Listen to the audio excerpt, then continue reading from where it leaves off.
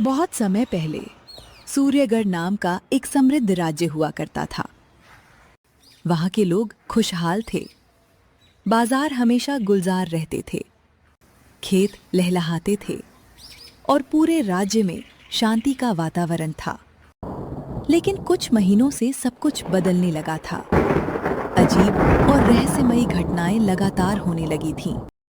कभी किसी किसान की गाय अचानक गायब हो जाती, तो कभी किसी किसान की पूरी फसल एक ही रात में सूख जाती। लोगों की खुशियां धीरे धीरे डर में बदल रही थीं और अब पूरे राज्य में केवल एक ही सवाल गूंज रहा था, आखिर ये सब कर कौन रहा है? राजा अब बूढ़े हो चुके थे, इसलिए राज्य की सुरक्षा की जिम्मेदारी उनके पुत्र राजकुमार आर्यन पर थी। आर्यन केवल बहादुर ही नहीं, बल्कि वह हर रहस्य की तह तक पहुंचने के लिए जाना जाता था। लेकिन इस बार रहस्य उसकी सोच से कहीं बड़ा था। सलाहकार जी, आज कितनी नई शिकायतें आई हैं? पहले से ज्यादा राजकुमार। लोग डरे हुए हैं। हर दिन कोई नई रहस्यमयी घटना सामने आ रही है। क्या किसी को इन घटनाओं के पीछे का कारण पता चला? कुछ लोगों ने बाजार में एक नए व्यापारी को देखा है। अजीब बात यह है, लोगों का कहना है कि उसके आने के बाद ही राज्य में ये अजीब घटनाएं शुरू हुई है। हो सकता है ये सिर्फ एक संयोग हो, लेकिन जब तक सच्चाई सामने नहीं आ जाती, हम इसे नजरअंदाज नहीं कर सकते। इसलिए शुरुआत उसी से करते हैं। अगली सुबह अपनी पहचान छुपाकर आर्यन बाजार पहुंचा। वो लोगों की बातें सुनकर कुछ जानकारी इकट्ठा करना चाहता था।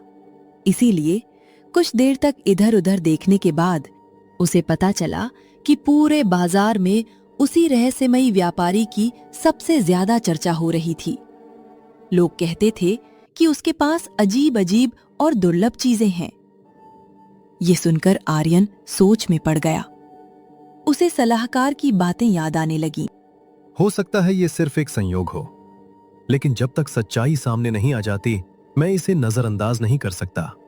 लगता है अब उस व्यापारी से मिलने का समय आ गया है। कुछ देर बाद आर्यन बाजार के एक कोने में पहुंचा, जहां वो रहस्यमयी दुकान थी। अंदर रंग-बिरंगी बोतलें, अजीब खिलौने और अनजान धातुओं से बनी कई चमकती वस्तुएं रखी थीं। स्वागत है यात्री। कुछ खोज रहे हो? शायद। दिलचस्प, क्योंकि कई वर्षों से यहां कोई कुछ खोजने नहीं आया। तभी आर्यन की नजर एक नीले पत्थर पर पड़ी। न जाने क्यों उसे लगा मानो वो पत्थर उसे अपनी ओर बुला रहा हो। ये क्या है? कुछ सवालों के जवाब समय से पहले नहीं मिलने चाहिए। और अगर मैं जानना चाहूं? तो छूकर देख लो, कौन जाने, शायद तुम्हें कोई जवाब मिल जाए। आर्यन ने बिना कुछ कहे अपना हाथ आगे बढ़ाया और पत्थर को छू लिया।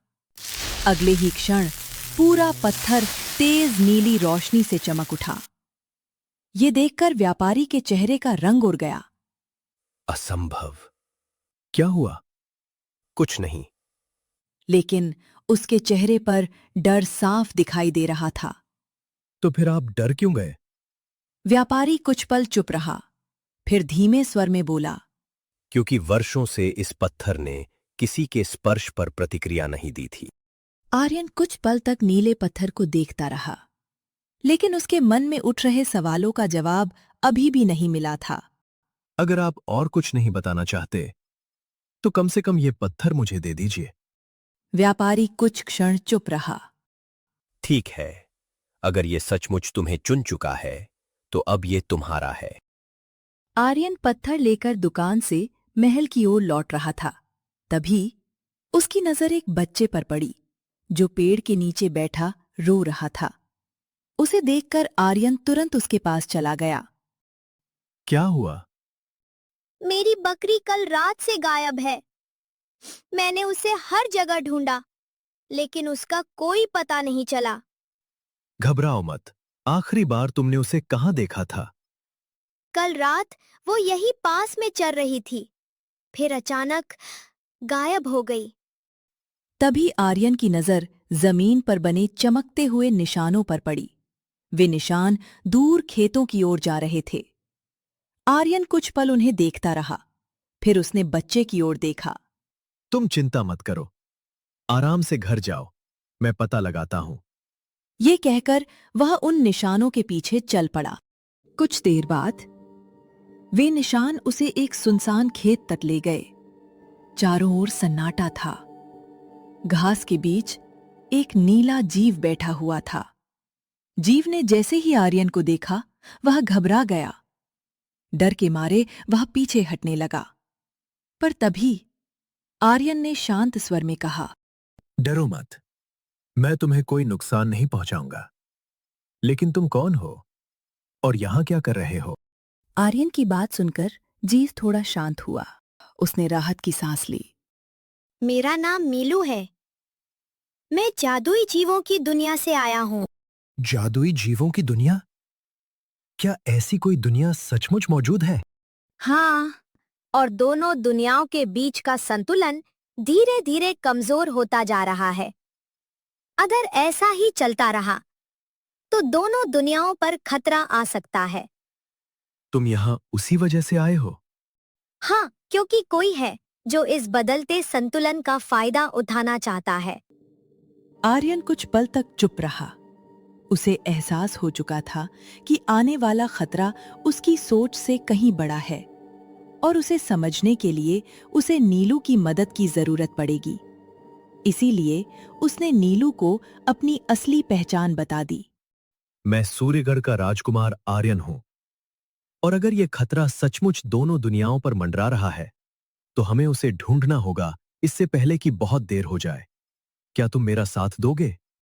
नीलू कुछ क्षण उसे देखता रहा, फिर हल्का सा मुस्कुराया। हाँ, मैं तुम्हारा साथ दूंगा।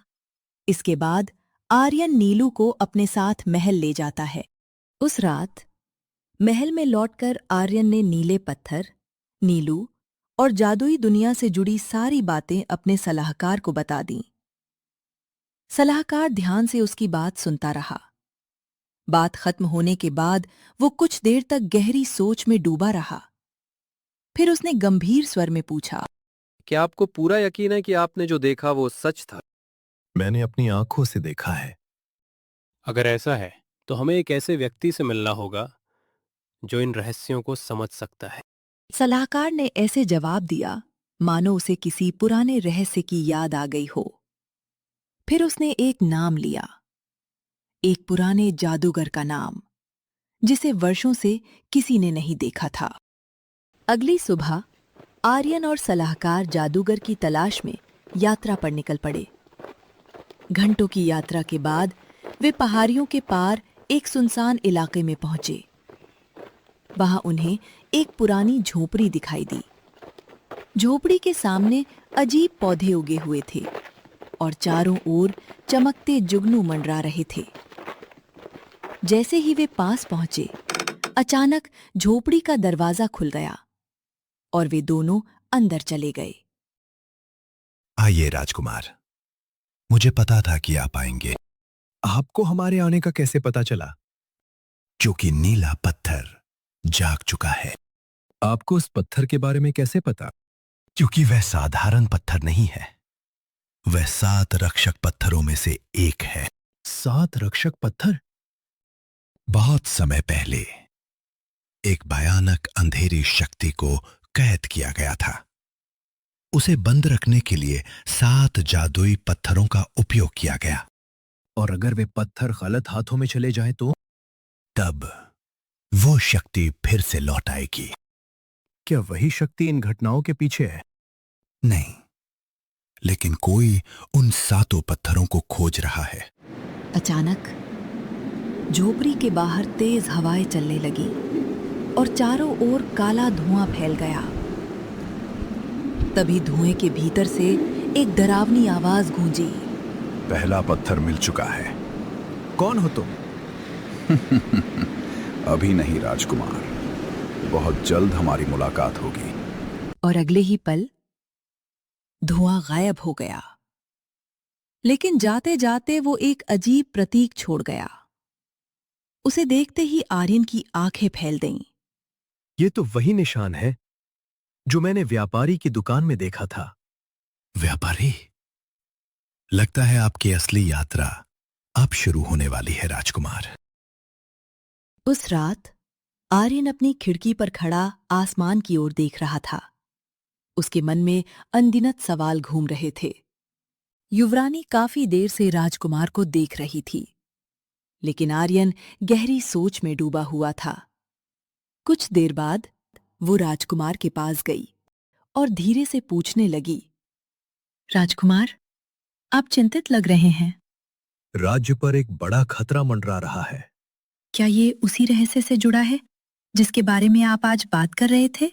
हाँ, अगर हम समय रहते कुछ नहीं कर पाए तो पूरा राज्य खतरे में पड़ सकता है। लेकिन आप अकेले नहीं हैं।